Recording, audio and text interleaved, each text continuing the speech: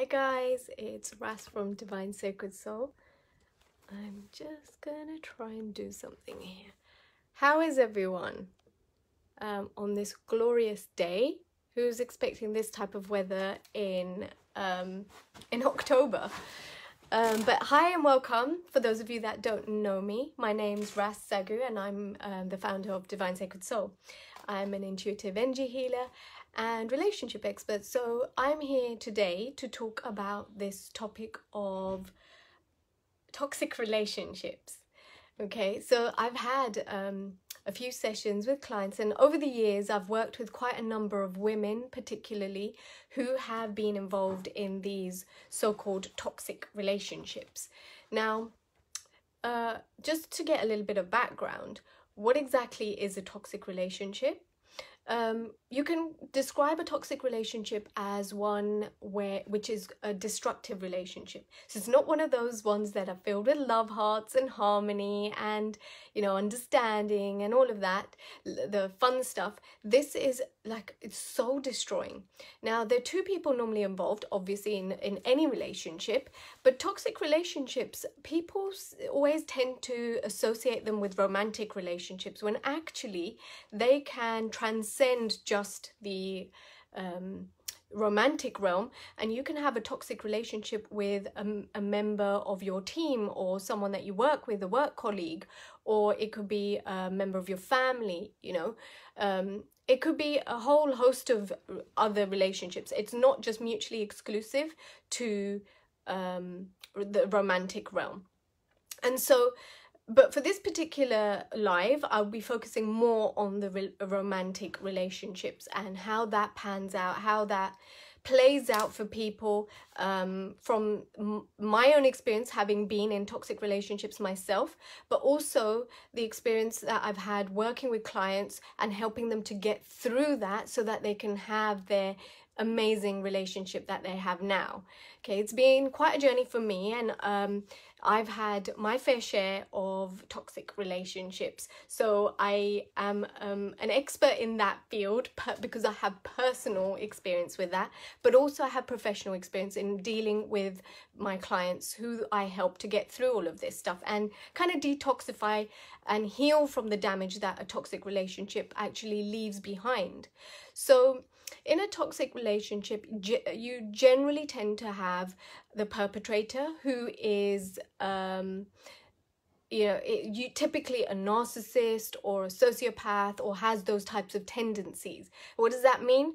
Quite simply, it means that they love the power. They love to be in control all the time. They're vindictive. They can be very manipulative, and they have this way of getting in your head. They have this really clever way of avoiding all blame and accountability for anything that goes wrong in that relationship and making everyone else think it's their fault. Now, this perpetrator in that relationship doesn't think they're the perpetrator. Often, they're not even aware that they're doing what they're doing. They've got their own stuff going on a subconscious level, on an energetic level. They're not aware, or some of them, they may be aware exactly what they're doing, but quite often they don't realize what they're doing.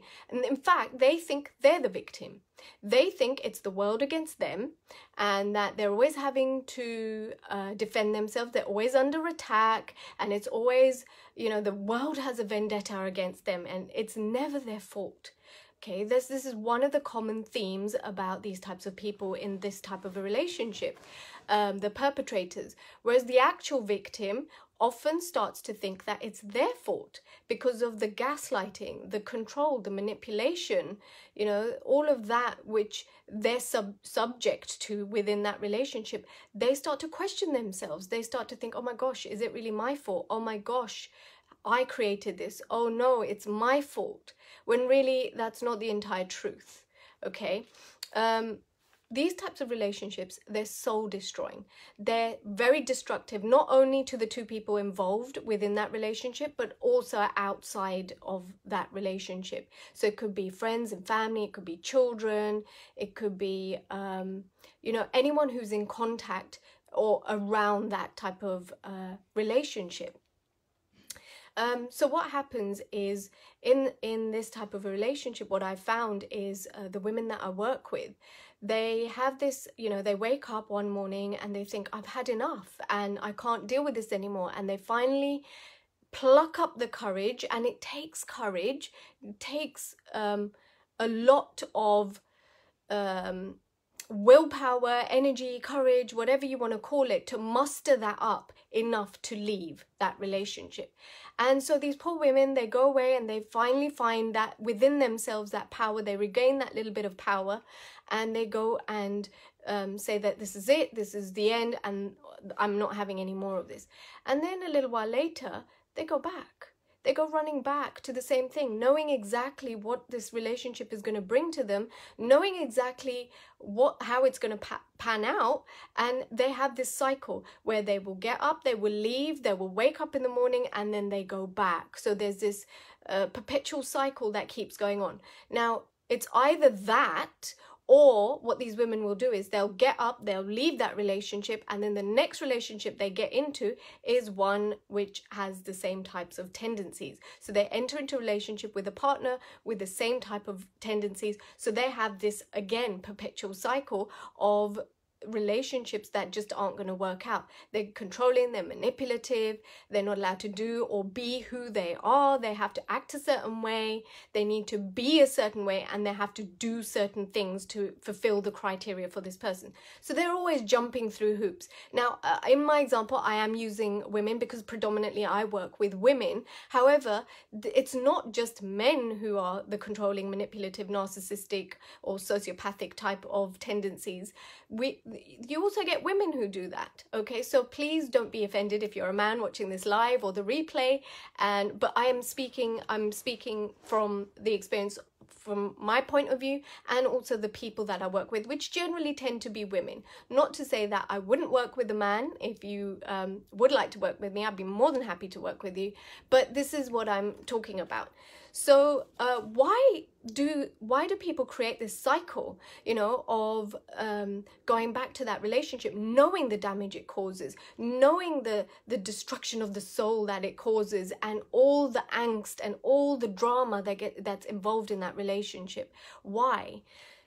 It's very simple. So I'm going to talk to you guys about reference points. Now, reference points are energies that we have as individuals, that we have accumulated over the years with the experiences, with the things that we've been exposed to through our childhood all the way up until now, okay? And they create reference points of what is the norm. So, like, if you were growing up in England and you were in a school in England, the norm or the reference point is that you are in education until the age of 16, just as an example, okay? However, the reference point for that same thing, education, in a country like Kenya or another lesser economically developed country, may not be the norm to go to school. Maybe only the lucky ones go to school, but that's just it was just the norm. So that is their reference point. Now, in this case, with a narcissistic or abusive or toxic relationship, the norm starts to become what happens in that relationship. All the control, the manipulation, the walking on eggshells, the never knowing when this person is going to blow up or explode, the waiting for it, to be blamed for something that's gone wrong in the relationship or in the life of the perpetrator, because it's never about them, is it? Okay, it's always about, oh, you did this or she did that. They never take responsibility or accountability for their own actions. It's always the rest of the world that did it to them. Okay, so they truly in their minds believe that they are the victim, sorry. And so this is what happens. You get these reference points for being in that constant state of anxiety, that constant state of, that horrible feeling in the pit of your stomach, just knowing something's gonna go off and you don't know what that is. Hi, Sawan. Hi, everyone who's joined live. Hi, Paul. Hi, Zamiha. And so you know, it builds up this energy within you on an energetic level. It builds up this, you know, expectation for the worst. You start to expect the worst. And so this is what happens, guys. You know, this brave woman, she wakes up, she gets the courage to leave this relationship, she goes off, you know, packs her bags and off she goes.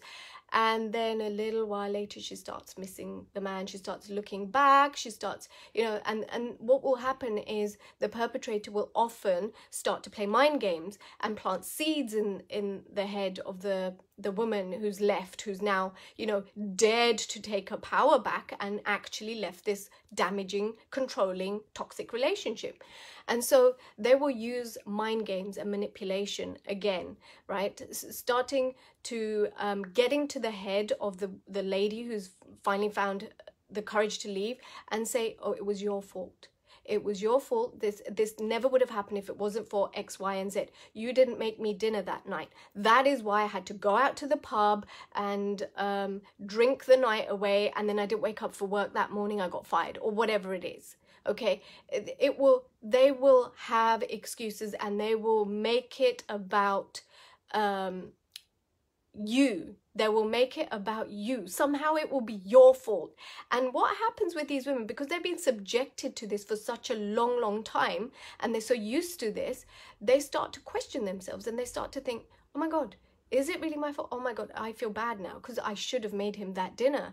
Or why was I being so selfish putting the kids to sleep? You know, that type of a thing. So, Seema, I can so resonate with this. I'm no longer the victim. That's so cool to hear. I'm really glad that you reclaimed your power.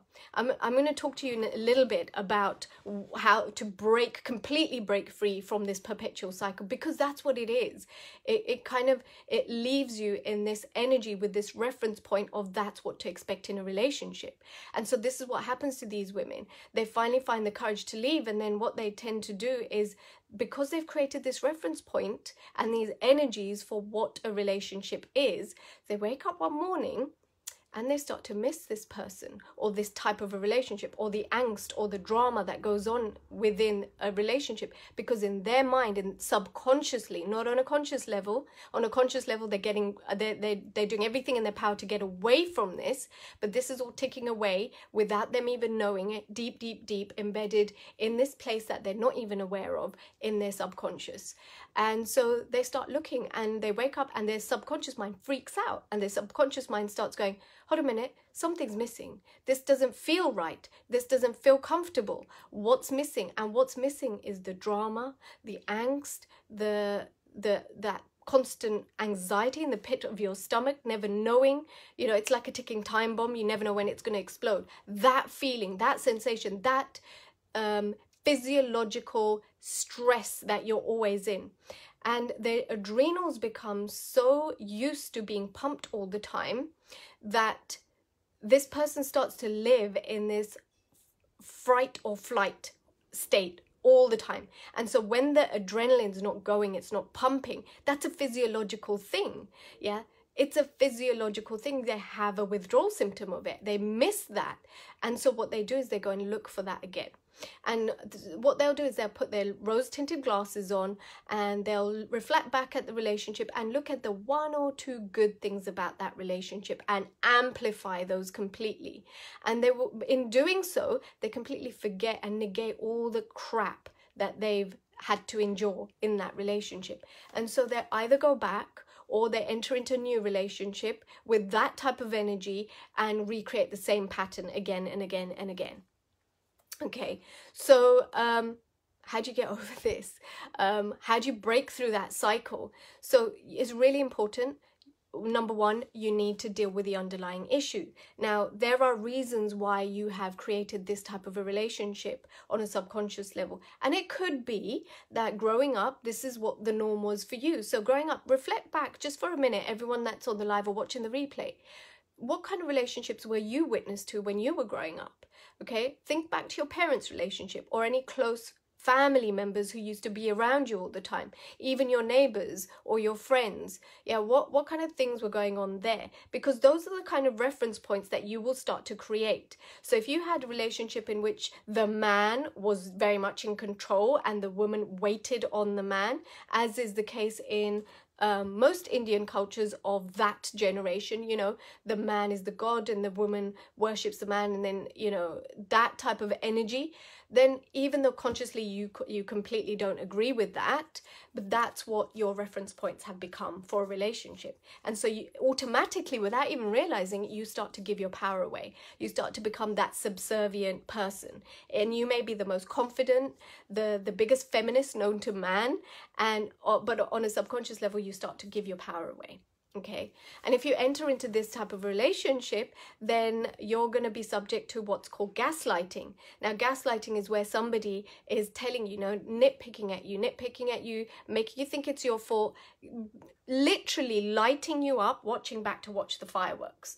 Okay, because they thrive on this. This is their way of taking back control. So on some level, the person that does this, the perpetrator, feels that they're powerless. And it's exactly the same as a bully type situation. A bully in a school playground will never pick on the big, strong kids. They'll pick on the weak and vulnerable kids. And it's exactly the same thing. And what these people do through their manipulation is they play on your weaknesses. They amplify them. They tell you. So I've had women who've come to me in sessions and they've been told, beautiful women, gorgeous, absolutely stunning women, and they've been told they have no self-confidence or self-esteem because constantly in this relationship they were constantly told, oh, but you're too fat and you're too ugly and your skin is this way and your nose isn't right, and I wish the shape of your eyes was different, you don't walk properly, you need to start taking walking lessons, or really. And sometimes when I hear this stuff, I actually get shocked. But these are the things. And if you say something, constantly drip feed the something that maybe you are conscious about. So maybe you are conscious that you don't have that great skin or that you've put on a little bit of weight. And if someone's drip feeding you every day your flaws that you are aware of, that you're insecure about as it is, and this person that you absolutely love, you think you're in love with, you think that they love you, and you think, because they have this tendency of when they are doing it and expressing their views and opinions, it's in a way that you think that they're doing it out of your best interest, but actually what they're doing is they're just using it to control you, because they're using it to create more insecurities, to knock down your self-confidence, and so they can overpower you. Okay, because it's far easier to control a woman or a person that has no self-esteem and self-confidence or self-value. When you start to diminish, your self-confidence or self-value starts to diminish, you will allow others to do the same to you. You set the precedence with yourself of how you allow others to treat you. So if you don't value yourself and you disrespect yourself, and exactly what you say, you could even be in a toxic relationship with yourself. Absolutely. And many people do this. How many of you watch in the mirror and you look in the mirror and you slate yourself?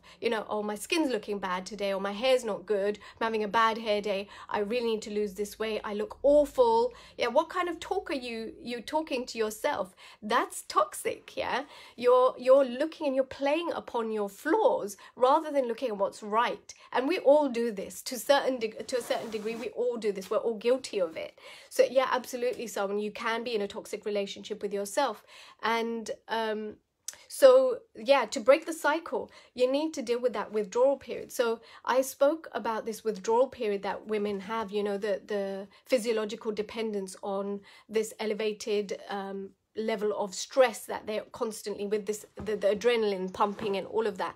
Yes, that's on a physiological level. Now, I'm a pharmacist, so I'm going to use some pharmacy analogies here. When I was working with drug and substance abuse and addictions there, what would happen is you would, say for a smoker, they would come in and you would give them nicotine replacement therapy. So, you get a patch, or you get some gum, or you get something to alleviate those withdrawal symptoms. Or if they were on substance abuse, they would get methadone to help them cope with the withdrawal symptoms. Now, in a situation like a relationship, in a toxic relationship, There's no such thing. There's no toxic relationship patch or gum or replacement therapy or something so you can deal with that. You actually have to deal with all the emotions and everything that comes along with it. And so what happens is these women sit there and it gets really painful, and because they genuinely loved this person, it was always genuine from them, they start to beat themselves up. You know, it's like beating themselves up with a stick. Why did I do this? Where did I go wrong? I should have done this and I should have done that. And they get into this whole thing and they get withdrawal symptoms, and then they start picking up the phone and they want to call and they meet, and the more interaction they have with this narcissist or gaslighter, the easier it is for them to be controlled and manipulated. And so they're back into that cycle again. Before they know it, they're back in that relationship. And they're going through the same thing, the whole process all over again. Okay, so you need to deal with these withdrawal symptoms. Simple ways to do that: surround yourself by friends and family who have your back, who will be able to take that phone away from you every time you're tempted to call or go back, or who will be able to actually remind you of what really was happening back then, rather than what you're seeing through your rose-tinted glasses, because you're looking at it from a perspective of what you would like that relationship to be like, as opposed to what it really is like for you or was like for you. Okay, so make sure you surround yourself with that type of a network. Deal with the underlying issues. Okay, so I do one-to-one sessions with people to go and look at why they were created, what the energy was, what the reference points were, and release all that toxic energy and any cords that you've created with this person. Yeah, that's very, very powerful, because when you can completely separate your energy from this person, suddenly it's easier to reclaim your power. Yeah, because you're no longer being influenced by their opinions and what they've been embedding within your subconscious without you even realizing it. Yeah, then you can start to make decisions for yourself. And then the third thing is to reconnect to yourself. Now, a lot of women that I've worked with who have been in these types of relationships don't even know who they are anymore, because they've spent so much time trying to be something that would make their partners happy. So meeting the expectations of the partners, and running around after them, making sure their needs were met, because in this type of relationship, it's always about that person, never you. So you go so long making sure their needs are met that you forget what your own are. You forget who you are. You forget who you want. And so it's really interesting thing happens when I ask them in my sessions, you know, if money wasn't an issue, and there were no restrictions based upon you, and no one was restricting you from doing anything, what would you be doing? And they look at me blankly, and they don't even know. And they're like, Rasa, I don't even know. It's because they've completely disconnected with their self. And so really easy ways to reconnect with yourself. You can just meditate. Meditation is an amazing way to reconnect with who you really are. If you find it difficult to meditate on your own, I have some guided meditations which I'll pop down on the link below, which you can have a look at, and just to reconnect with yourself. Okay, so those are really, really good. 10-minute short meditations. They don't have to be an hour long. You don't have to sit there for an hour. It's just 10 minutes. That's all you need. Reconnect with yourself. Find out who you are and what you really want. What kind of things you really want out of your life, as opposed to what kind of things they wanted to have for me or wanted me to do or be. Okay, so yeah, reconnecting with yourself, finding out who you are without this person. Because often what happens is these couples, they get together and then their identities kind of merge into one. You don't just get them separately, you get them as a couple. And if you've been in that relationship, and depending on the length of time and the energy and everything that you've invested in that relationship, the more, obviously, the harder it gets. You don't even know who you are without them. So you need to spend some time separate to rediscover who you are, what you like, what you want out of life. Okay. So these are just some quick tips. It was something that I was inspired to do because the theme from the last couple of weeks for me with my clients has been about relationships, particularly toxic relationships, but also some soulmate ones. So there's some fun stuff there.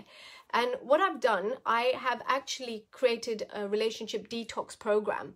And in this program, you actually free yourself from past baggage. So even if you're not in a toxic relationship, but you may have relationship baggage from other relationships, previous relationships, you may have stuff that is affecting you now, stopping you from actually creating a harmonious, loving, happy, joyful relationship. So once we can deal with all of that and heal all of that, move on from the trauma, release the reference points that's creating or limiting the relationship that you have now, then you can flourish that relationship. You can grow, you can deepen your connection with that person. So if any of the stuff that I've spoken to you about today resonates, do get in touch with me. I haven't quite launched this new program right now, but we are going to be dealing with healing the past hurts, the traumas, any betrayals that you may have gone through, taking back your power. So reclaiming your power so that when you get into a new relationship, or if you're already in an existing relationship, it's going to be an empowered relationship. Not that you have the power in that relationship or your partner does, but it's a shared thing. It's teamwork, and you know, it's supportive, it's loving, so you can allow yourself to receive the love and support. Because what happens when you've been through really bad relationships in your past is that you have these barriers up. So when somebody who genuinely loves you tries to support you or tries to love you, you know, alarm bells start ringing. Oh my gosh, they're just trying to control me now, where I'm going through that same thing, when actually what they're trying to do is trying to support you, and you're rejecting their support, and that may be creating some disharmony in your relationships as well. So it's about how to release from the past baggage, detach from that on an energetic level, do the energetic cord cutting so you are no longer energetically attached. As long as you're energetically attached to the people in your past, then it's very difficult for you to have a really deep and soulmate connection in the future or currently, okay, if you're in a relationship. So it's about how you can come together as a couple, whether you're looking for a relationship and you want to build the right foundations to do so, or you're in a relationship and you want to deepen that connection. You want to create a relationship which has lots of fun, joy, magic, harmony. You know, there's teamwork in that relationship, there's happiness, there's understanding, and there's trust. Okay, so all of these key elements that make a healthy, happy soulmate connection. And this is going to help you to set the foundations to create a very lasting, loving, mutually respectful and supportive relationship. So if any of you are interested in my new program, it's going to be an online thing, so you don't even have to leave the comfort of your home. Hit me up, let me know, DM me, pop on the comments below, yes, I'm interested. And if you are, I will send you the details, and I'll let you know when the course is being launched. So thank you all for showing up live, and all of you that are watching the replay, thank you for taking your time out. If you've got any questions, I'm happy to answer any questions that you have. So I'll give you guys a couple of minutes. If there's anything particularly that you would like to ask me, please go ahead. And if you think of something later on, you're more than welcome to just pop a comment below, or if you'd rather private message me, then do that as well. Okay, so thanks guys for your input as well. I hope you guys enjoyed that. I'll be doing more of these types of things. So if there's anything that you would like to hear about, or would like more information on, then do let me know, and I will endeavor to do a few more lives and you know, really speak to you about the topics that you would like to hear about. So I think that's it. And with that, I'm going to leave you guys to the rest of your day. Enjoy this beautiful day, gorgeous weather in October, and I will speak to you very soon. Bye.